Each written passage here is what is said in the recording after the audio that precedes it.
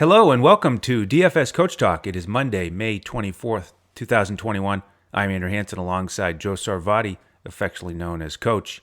And we have a two-game NBA playoff slate here, Coach, on Monday. You know I love the two-game slates. I know this is right in your sweet spot, man. So we're going to see a lot of these 2 and 3 game slates for quite some time until the field gets narrowed down. So I'm expecting you to have a bunch of takedowns, Andrew. Yeah, well, I'll take a couple this week. I'd be fine with that. I do like these shorter slates. And, man, the theme of the weekend was big minutes for the starters, tighter Yeah. rotations. And we saw game one between these two teams that we'll have tonight, two games, Miami, Milwaukee, Portland, Denver. And I thought it was pretty apparent in those games as well. Are you expecting a similar theme here tonight? Yeah, I think maybe it even seems more extreme to us because this combination has never happened in NBA history. Again, a great reason to hand build lineups like we do and not just completely focus on the optimizers because there are intangibles that we had never dealt with before. And those were obviously with COVID, we had the bubble, we had the short turnaround, we had 10 games less in the regular season, just a series of different things that have no sample size.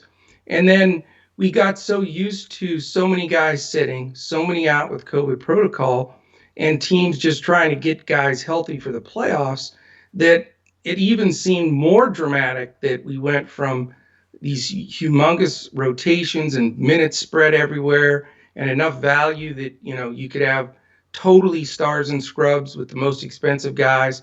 From that to even more extreme, like you said, these 7-man rotations, bench guys that you expect to get some minutes, not even seeing the floor. And so you're right. And what that does is, we've adjusted. I've been working on it yesterday and today, just went back through the teams, all 16 teams, looked at those rotations.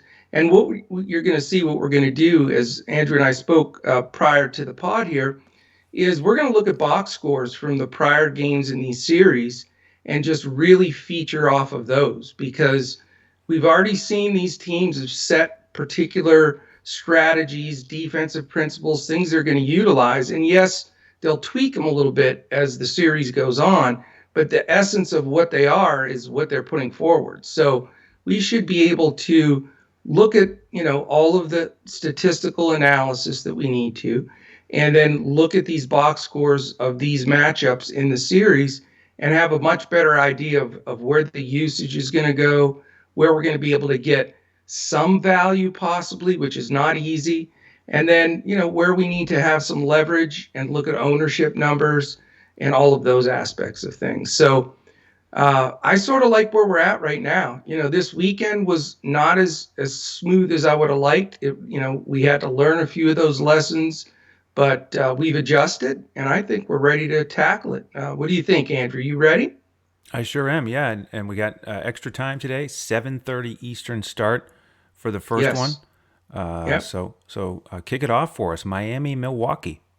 Yes, Miami, Milwaukee, of course, Miami the 6 seed, Milwaukee the 3 seed, and somehow Milwaukee pulled off that first victory of the series and at shooting 16% from three. How the heck do you win a game 5 for 31 from three, Andrew? Can you explain that to me? Well, you hold Jimmy Butler and Bam to 8 for 37 combined from the Ow, field. That's how you do it. good Lord. Yeah. I mean, I don't remember seeing Butler 4 for 22 like ever. I mean, that's hard to believe because a lot of his shots are going to the basket. But you're right. I mean, it was a weird game. It really was. You wouldn't think that you could survive that poor shooting, but both teams did. So very interesting. So the question is, let's look at the spread for this game. It's Milwaukee minus 4.5 and it's a 222 and a half over under. So not bad, considering how poorly these two teams shot, but I'm sure, Vegas has factored in. They expect some of these numbers certainly to increase. Those teams aren't going to shoot 16% from three, and Butler's not going to go 4 for 22, I wouldn't assume. So, that's sort of baked into those numbers. But it's about 4.5 points less than the second game, but not enough where you have to stack one game over the other just because of the over under. So we should get a real fair look at these four teams and be able to make some determinations. Let's remember a couple of things though. We do know that Miami's pace was 29th throughout the season, so they're the second slowest team, and that is part of the reason why they did create less good shots for Milwaukee and that they missed a lot of those. Is the pace was not to Milwaukee's liking. They like to push it out, get some shots up in transition. So that's something to keep in mind as far as rostering Milwaukee guys. On the other hand, Miami, we expected to reap some of the benefits of the second fastest pace in the league in Milwaukee, and guys like Butler and Bam and all these guys getting more opportunities. And like you say, 37 shots between those two guys, that's a lot of shots. And that's what we expected. But 8 to be made? No, that was not what we were expecting. So, the fact that they're getting more action, getting up and down the floor more, and I like that for future outcomes for some of the better Miami players. And then from a defensive efficiency standpoint, that's what came into play the most in game one. They're 6th and 10th, respectively. So you have two top 10 defenses, and they are going to create the other teams to shoot a lower percentage in a lot of situations, which they certainly did to the extreme in this first one. And the fact that Miami's only the 17th most offensive efficient team, that really bit them in the pants too, because they had every opportunity to win this game with Milwaukee not being able to make a three and weren't efficient enough to get it done. So we'll see where that goes. And I think Milwaukee, for the Bucks fans out there, I mean, they were the 6th best offensive efficient team in the league, albeit they got a lot of that off of their defense and into transition and get a lot of easy buckets, which Miami definitely cut down on. So there's a lot of give and take. I think this is going to be a great series. I still think it can go either way. And, I think it's going to be a fun one, to watch throughout. Let's go back and forth on Miami first, Andrew, and sort of talk about game one and, what our feelings were going into that and then what the actual minutes were. So let me ask you a few questions here. Jimmy Butler, 45 minutes and 40 seconds. That's a healthy chunk of time. Bam also exceeded 40 minutes. Again, overtime game, we get that, but those are a lot of minutes. So the question is, do we see those two guys flirting in the 40s again with minutes? And then the three secondary guys, and you can take as long as you want to comment because it's a long question, I guess, but Ariza, 38, Duncan Robinson, 36, and Dragic, 35. So I want to get your feeling on those five guys, the two studs, and the three big minutes guys. Because let's face it, we've talked about it before. Money does equal minutes. I know you have to be efficient, and Butler wasn't the last time. But in the long run, you give studs 45 minutes, and they're going to pay off. So what do you think? Yeah, I like Jimmy over Bam here because they're not too much different in price. And, right. Jimmy's going to continue to be aggressive. He's in great shape. And the one thing I think that contributes to these big minutes for the starters is the fact that we had that play-in period, and these teams weren't involved in that. So they got quite a bit of rest. 6 days rest. Yeah. And I think most of these teams are taking advantage of that, playing their starters 36 minutes or more. And yes, that was a hard-fought game one that went to overtime, guys playing over 40. But I would expect Jimmy to be right back, ready to play 38 plus. And game two in a series like this, after you lose game one, is so important. These teams go in there, lots of times they talk about, hey, let's get one on the road, and then we're going to go home, and we're going to have home court for the series. And so Miami has that in their grasp. They do not want to go down 0-2 to Milwaukee. It'd be tough to beat them 4 out of 5. Yes, they did it last year, but they didn't start down 0-2. So they need this one, and Jimmy's going to put the team on his back, I think. So I like Butler here. Bam, I just don't like as much because I like the other centers. I like all three of the other centers on this Yeah. slate, given their prices, sometimes depending on the site. But Jimmy over Bam for me. With the other three guys you mentioned, I think it's most noteworthy that Dragic had 35 minutes. Dunn, That was surprising. yeah, Nunn only had 23. Hero only had 19. And Yeah. could that shift here in game two? Yeah, maybe Hero is hot. I mean, he was 2 for 10. So if he's playing better, maybe he gets more minutes.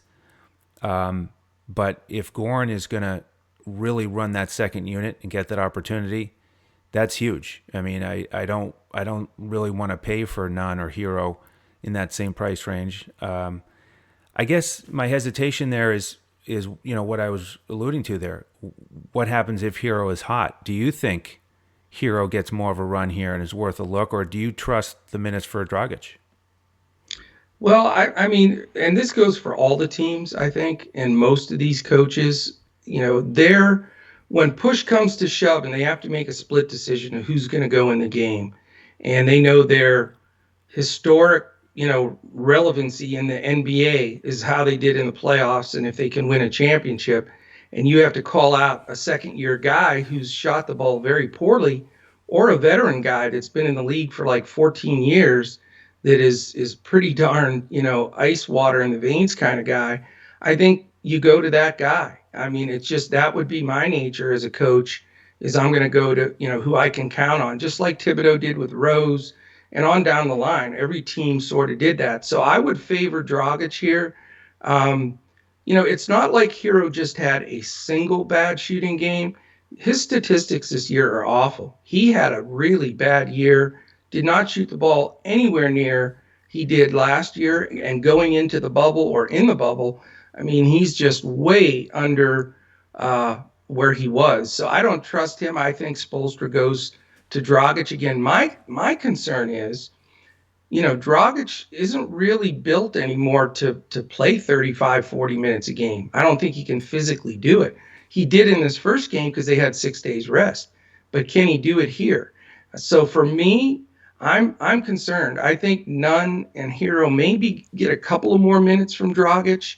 And it just makes, how I am psycho about not wanting guys splitting minutes.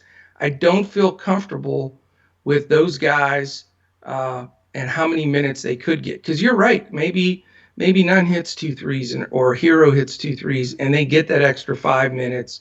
Now you've got a true three-way split of that position. The guy that I trust more is Duncan Robinson. His defense has improved. He played 36 minutes. They use him to close games, and his price is pretty good. So, I'm all about Butler here with you. I think Ariza falls into that safe range too because of him being a veteran.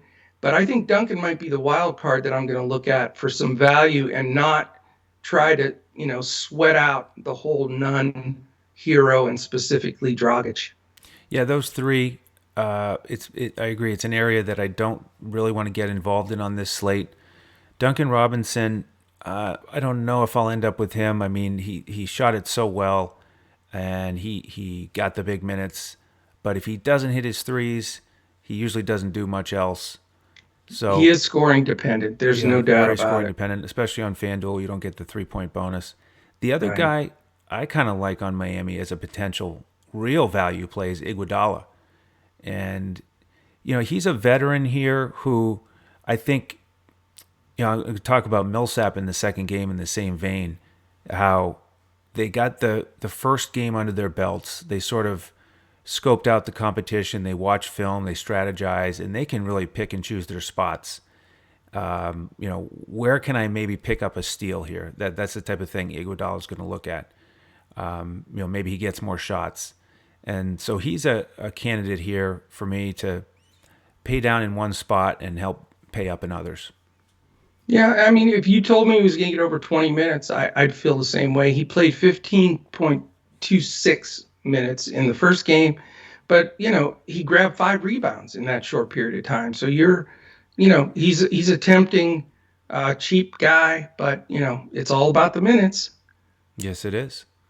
How about the Milwaukee Bucks? Let's look at their scenario. Now, we already talked about the horrid 3-point shooting. So that's going to improve.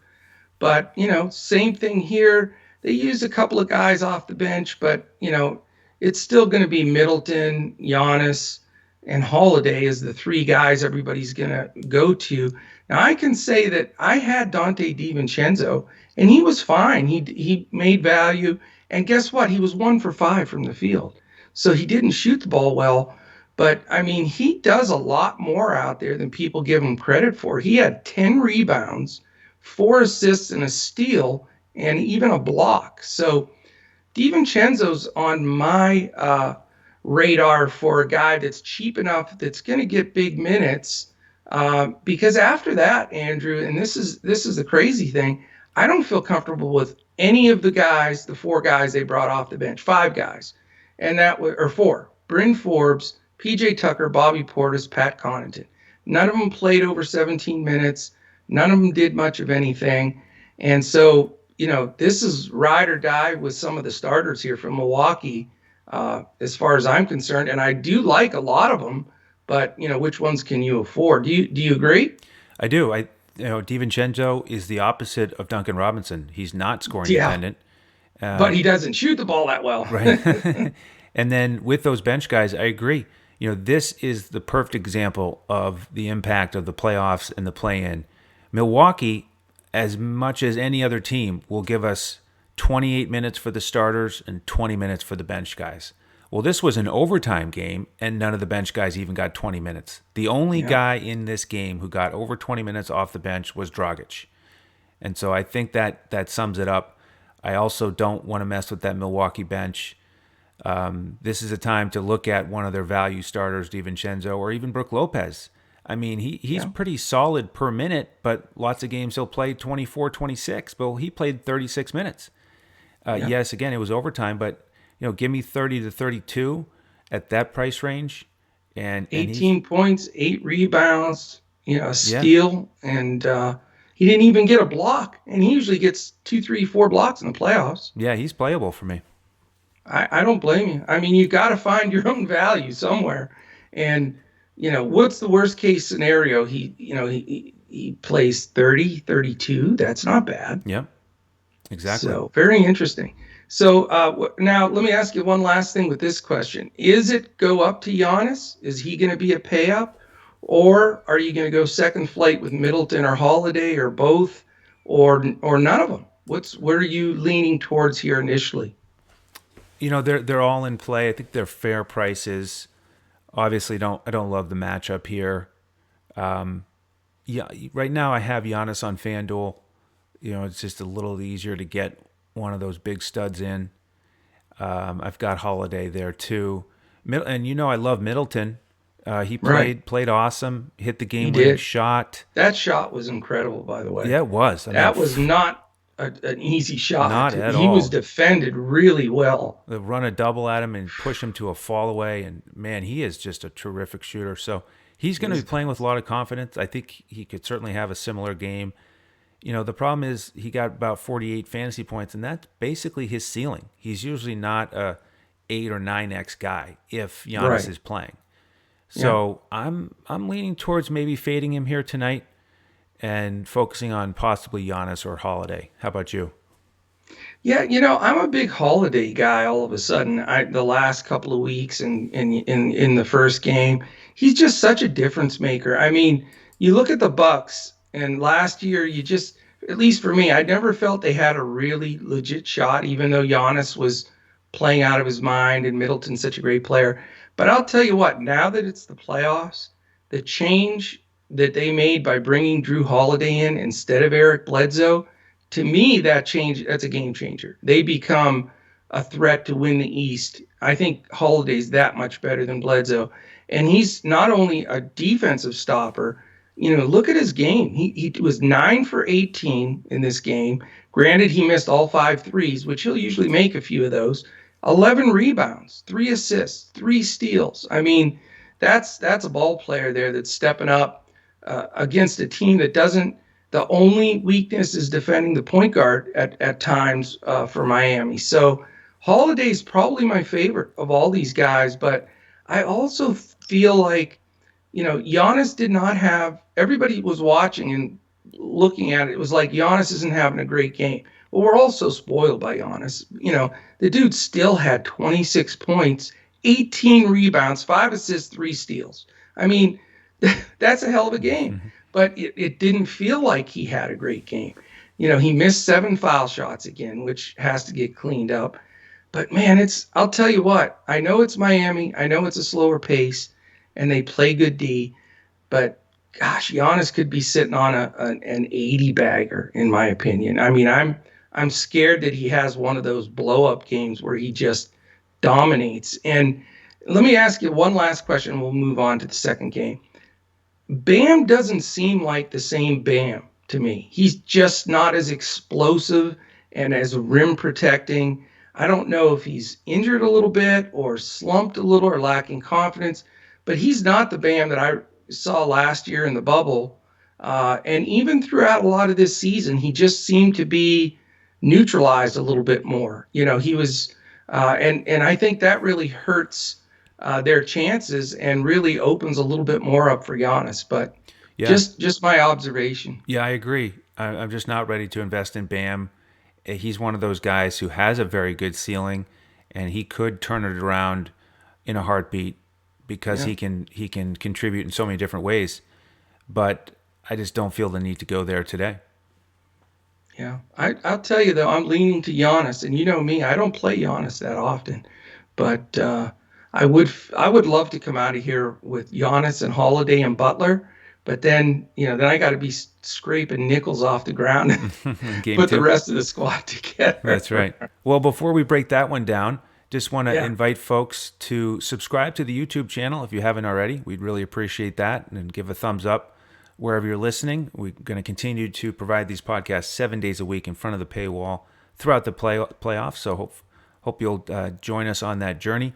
And then for membership, jump in with us now if you haven't already. Try the 3-day pass at dfscoachtalk.com, and what you'll get are full lineups on FanDuel, Yahoo, the coach's clipboard on DraftKings, and we give multiple full lineups on FanDuel, the cash lineups and the GPP lineup. So we try to cater to everyone and their desires for different contests. So jump in with us there. Any questions, reach out to us at DFS Coach Talk on Twitter.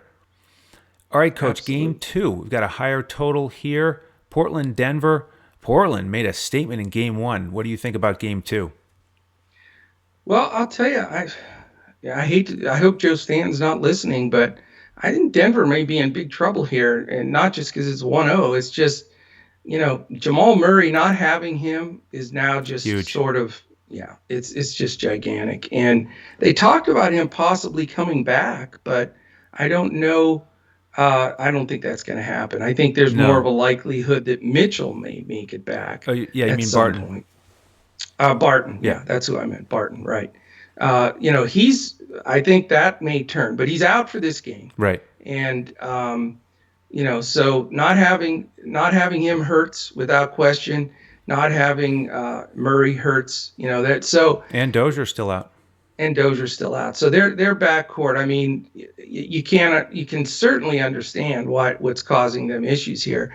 And what a team to have to play when you're shorthanded in the backcourt. You got to play that front line of Dame, CJ, and Powell. I mean, really. I give Campazzo credit. He played his heart out, but it's just the level has gone down there, and more pressure is now on the Joker and Porter, really.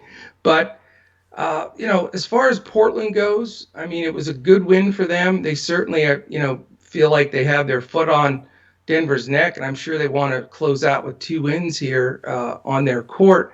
Same thing here. You saw massive minutes from their starters, but you did have 2 guys, well, really 3 you can still count, that are playable. At least we have a bench that we can talk about, Andrew. And, granted, Powell, Covington, Nurkic, McCollum, and Lillard, all playable. You just have to determine where you want to go there. They all are going to contribute. Dame's certainly a little more expensive. We know McCollum can have monster games. And certainly Nurkic, he has something to prove in there. He got 33 minutes, which is big, really big for him. You tell me he's going to get mid-30s minutes, he's going to be my center, and he very well may be. Covington's still cheap and can get you a little bit everywhere.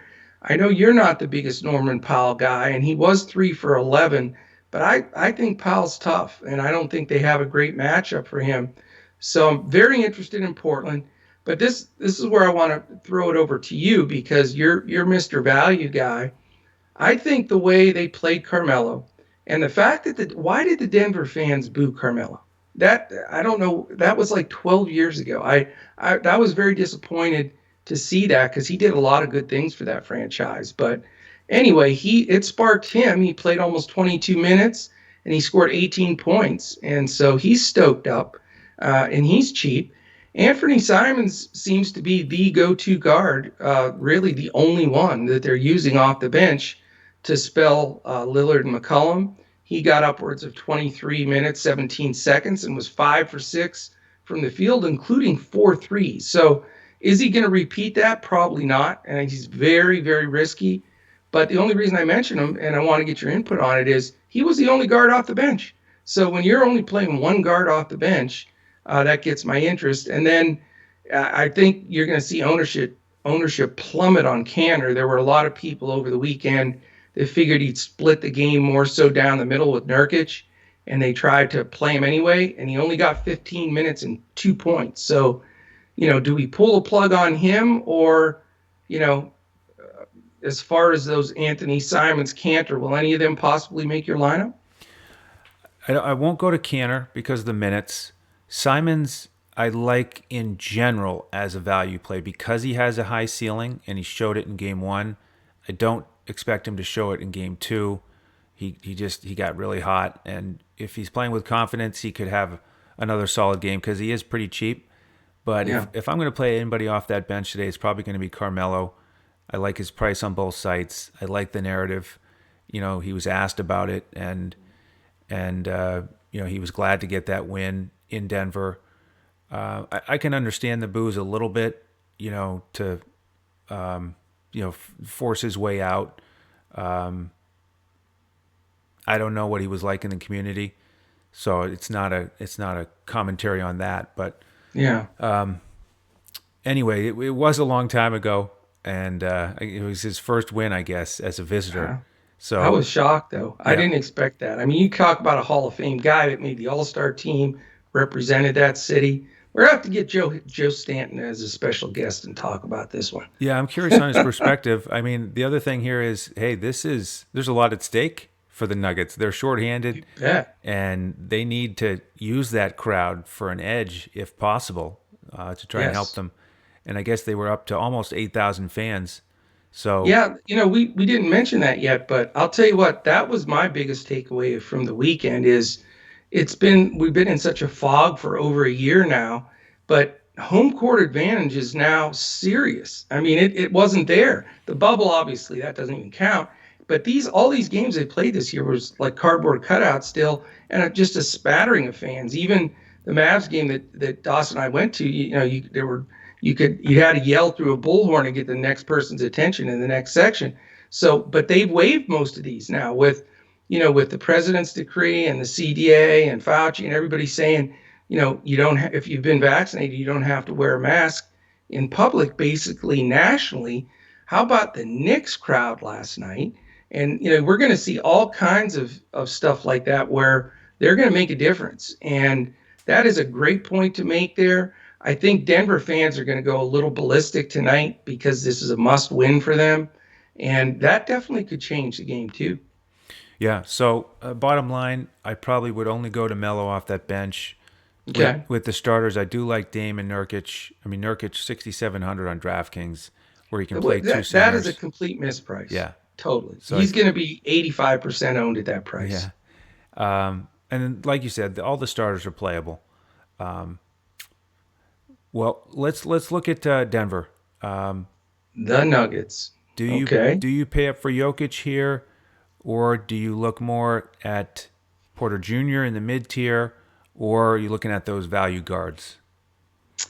I'm looking because of what I've stated on my pay up so far is I'm just not going to be able to afford it. I certainly would never say the Joker's a bad play in any stretch. I mean, he played 35 minutes, 27 shots, and 16 rebounds. I mean, he may be the best play on the slate, but I mean, you can't play he and Giannis. It just doesn't work for me anyway. And so I'm probably not going to go there, but I think in a must-win situation at home, he's a phenomenal play. I'm going to go with what you just stated. I mean, I'm going to go to Michael Porter Jr. He led them in minutes again, 38 almost, and he shot 1 for 10 for 3. And that, if he doesn't do that, he almost breaks the slate, because he did get 9 rebounds and a couple of blocks and still managed 25 points, even though he was shot 10% from 3. So I think Porter's a great play. I like his price a lot better, and it allows me to make a couple other moves.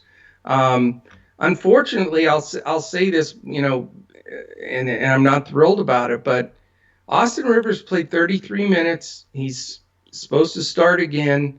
I think he's going to get good minutes at a super cheap price, and you've got to pay down somewhere. He may be in play because of that. Campazzo may be in play. I don't quite trust Morris. He got 22 minutes.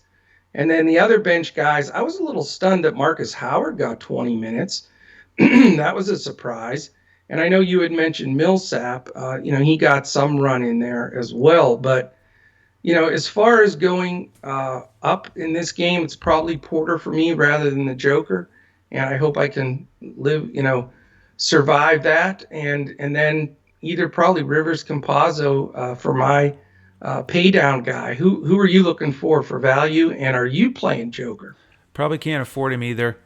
So I would lean towards Porter Jr. and hope that he shoots better from 3. Both guards are in play for me.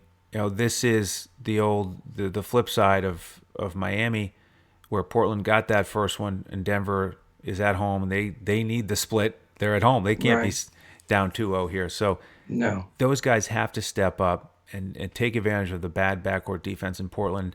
And I don't think they're going to play 65 minutes and take 10 shots between them. I think the way the game flows, it's just in all likelihood, Facu and Rivers will get more shots up. And Rivers, he's the guy you want to buy low on. Buy low after a lower output game where he didn't shoot much, because he is very volatile. And he's really cheap, $3,800 on DraftKings. It's tough to find a starter who's going to play 30 minutes on a slate like this at that price. It's almost by default. He didn't look great, by the way, but it is what it is. Minutes are money.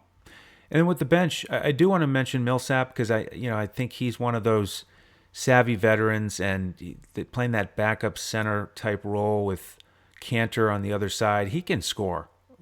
Even if it's only 15 to 18 minutes again, he can score on Cantor. Joe Stanton told us recently how fired up Millsap was here for the end of the season and wanting to make a big impact, finish strong. So this is a big spot for him. He knows he has to step up in places like this and help the Nuggets even the series. How about Marcus Howard? Any wild shots there as super cheap? I don't think so. I'd rather go with Rivers, who's only 600 more, right? 600 or 700 more, depending on the site, or Monte Morris, who I think is going to get that upper hand still off the bench as the veteran. And it may be wise with those 3. Probably, I would assume Malone goes with who the hot hand is with those guys. So it is very risky. Maybe Campazzo's the guy. I know he's a little more than those guys, but I would think his minutes are a little safer. Agreed. But but it's a tough call. There's no question about it. And we didn't mention, of course, Aaron Gordon. He did get up 16 shots, though. Shocker. So that's promising. Very. Yeah. But only 28 minutes. So does he get as many shots this time around? I would bet against it. Yeah. Yeah, it's a tough call, but he's cheap. So, it's a question. I've considered it. Again, it's so hard. I don't think that the 2 guys or so that you use for value in your lineup, you're going to be jumping up and down ecstatic about it. It's just, you got to bite the bullet somewhere. And it's sort of trying to determine where you're going to get the most punch And usually for me in this type of situation, it's minutes related. Yeah, me too. And one final point here is we saw in the finals last year, remember how Spoelstra, every game against the Lakers, it was like a different starting lineup. Yeah, Was Olynyk going to start? Was Nunn going to start? And that's what you have to really dig in on these 2-game slates is, are the rotations going to change? And we spent this whole show talking about these tight rotations and focusing on the starters more than the reserves, which is not something we always do. I mean, we'll play a right. key guy off the bench like Clarkson if he's priced right, Yeah. but it's just a little riskier here on this 2-game slate, and I don't see a lot of areas where you can project a big change where some new guy off the bench for Miami, Strus or Precious Achua is all of a sudden going to get 18, 20 minutes. I just don't see it in with these 2 games on this slate. I think we need to stick with the guys who are in the rotation in game 1. You do because one flub up with a guy, and you take a zero, it just your history. So it's and we've all run into that a few times, and that is not fun. I did want to mention real quick, Denver's favored by 1.5. I know you mentioned 227. Pace wise, though, remember this: 19 for Portland, 26 for Denver, and we do have Milwaukee with the second fastest pace in that first game. So even though the line's bigger in this game, Portland Denver, I think it's pretty darn even. I think they're both 225ers to me. Defensive efficiency is the other thing we want to mention here, though. Portland, people forget, we're the second worst defensive team in the league this year. So that's got to give some hope to the Nuggets fans that they're going to be able to score a lot better and shoot the ball better. So that puffs up some of these Nuggets. 14th for Denver, middle of the road. And then, the other reason, and probably the reason the line is bigger, is they were 5th and 7th in offensive efficiency this season. So these two teams know how to move the ball, know how to score it, and creates for a really great card tonight because there's no you got to go here, you got to go there. All these 4 teams, you can really make valid reasons why you want to have 2-3 guys from one of these squads. They're all in play. Absolutely. So we're going to build the lineups here the rest of the afternoon and get ready for lock. We'll give out the lineups about 20 minutes before lock if you want to join us via dfscoachtalk.com for a membership. And again, if you have any questions, reach out to us. Coach is available on Twitter at JOESARVADI, and you can find me at Language Olympic. And you'll find us both back here tomorrow, ready to break down the next slate for you. So thank you all for tuning in here today. On behalf of the coach and the rest of the DFS Coach Talk team, I'm Andrew Hansen. We'll see you tomorrow as we look to crush it in DFS.